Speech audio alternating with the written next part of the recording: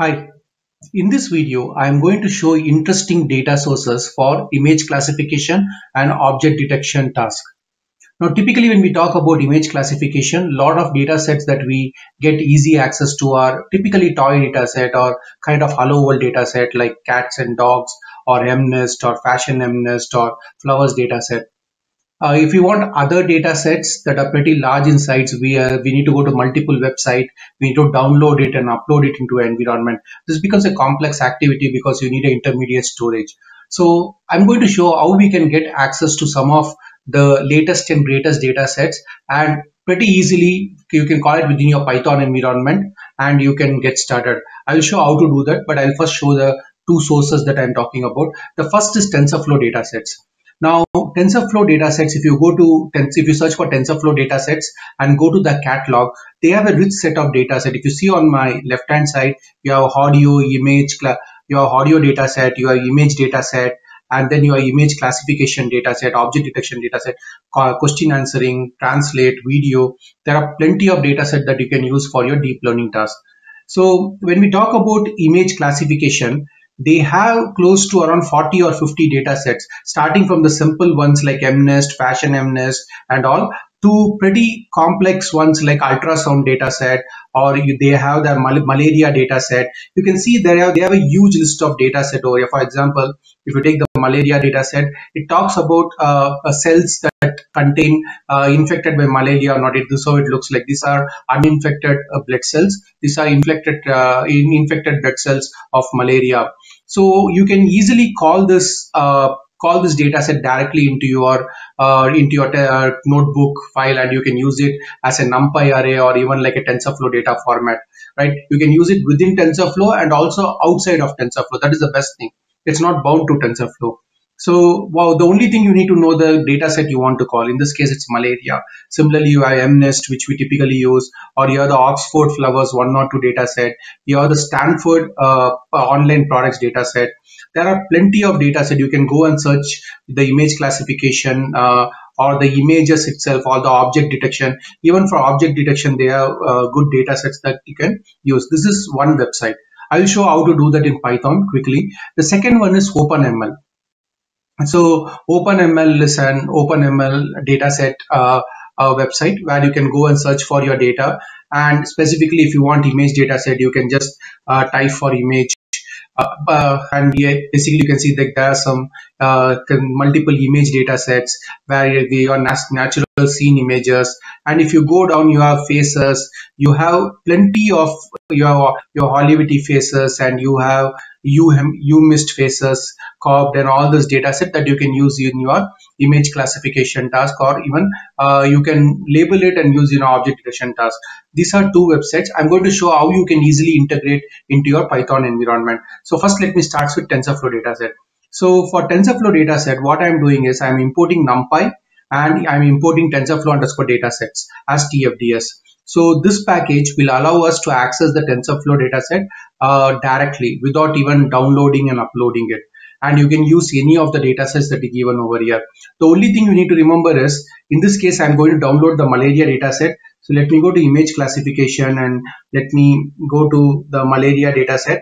You need to understand like how much is the data. If you see in this case, there's only a trained data frame, which is 27558 images. In some cases, you can see there's a train, test, and validation data frame. So based on that, what you need to do is you just call the TFDS, the TensorFlow dataset.load, give the name of the dataset you want to fetch. In this case, it's malaria.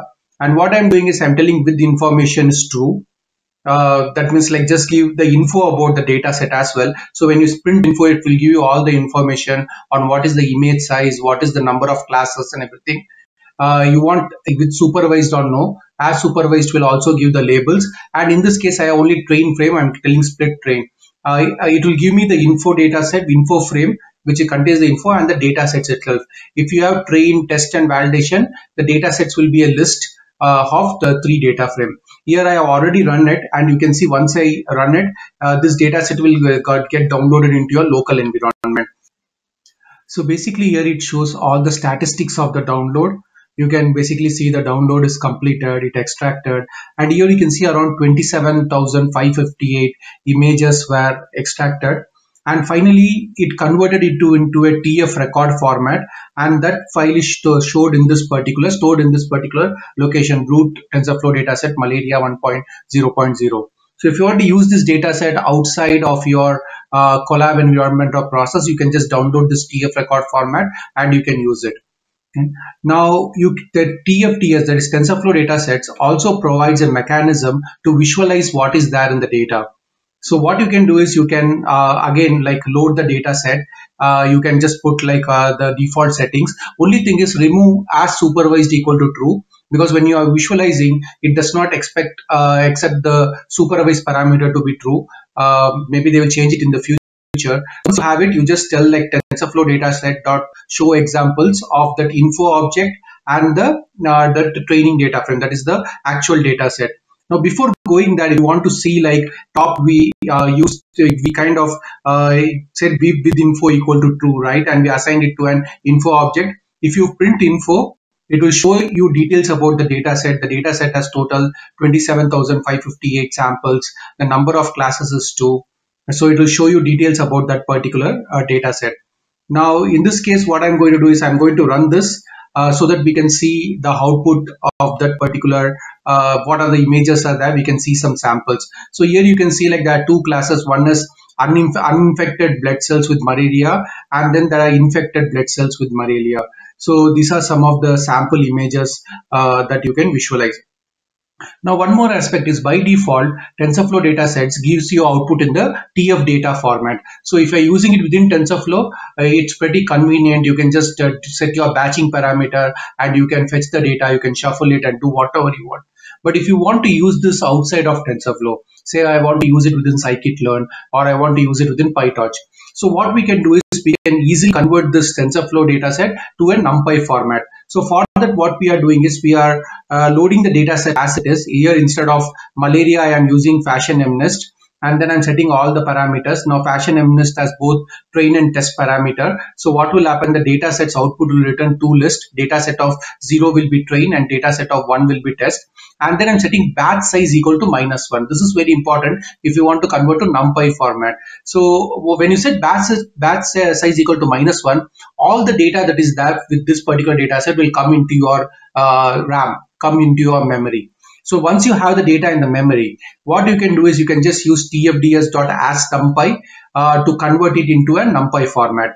So here tfds.asNumPy, dataset of 0 is train and dataset of 1 is test. Both I am assigning to train and test. I'm not going to run this, but there is another way you can do it if you want the data in NumPy format. Now this is about TensorFlow dataset. Now let's go to scikit-learn datasets fetch OpenML format. So the another URL that I showed you was fetch OpenML, which is like a lot of dataset as well that you can use. Now how I can interface and get it directly into my Jupyter environment or the Colab environment. I'm going to use this particular dataset, the UMIST faces cropped. It has basically images of faces. I'm going to use this one in my Colab notebook. So for that, I am from scikit-learn dataset, I am importing fetch OpenML. Now scikit-learn provides an interface where you can directly connect to fetch OpenML and you can pull the data. It has not only image, but it has a lot of structured text data which you can use. You don't have to manually download and upload it. And then what I'm doing is I'm telling this fetch OpenML, the name is UMIST faces cropped. And then I'm telling version 1. So go back to your this particular OpenML and check in the bracket what it is. If it is 1, it's version 1. If it's 2, it's version 2. You can select whatever you want to download. And then I'm assigning it to the faces object. So once I run this, it's going to connect to your OpenML. It's going to take the data and bring it to my computer, right? And then what I'm doing is I'm printing like the faces.data.shape. It's going to give you a big nested NumPy array. So from that, I need the data and target. Data contains the actual data and target contains the target label. Now what I'm doing is I'm just printing the data.shape.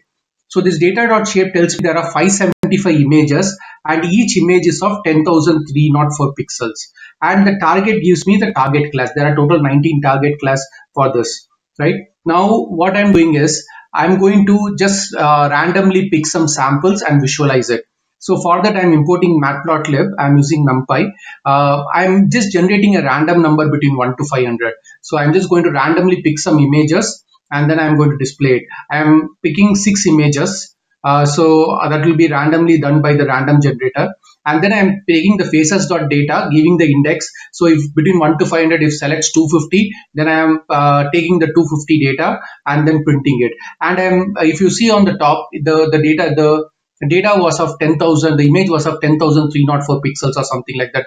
It is actually 112 by 92 pixel format. So I'm just giving the reshape function and then I am printing it. Now, once I print this output, you can see these are all some of the images that are available in that particular data. Right. So the thing is, these are very convenient function for you to work on some good latest and greatest data, apart from the typical hello world data set that we work like MNIST, Fashion MNIST, and all. There are plenty of data set you can explore, and you can literally like learn about the real world challenges, because some of the data sets are pretty huge and some of the data sets are pretty small. So you can see like where you can apply transfer learning, where you can build your own neural network. And that's about it this in this video. Thank you very much.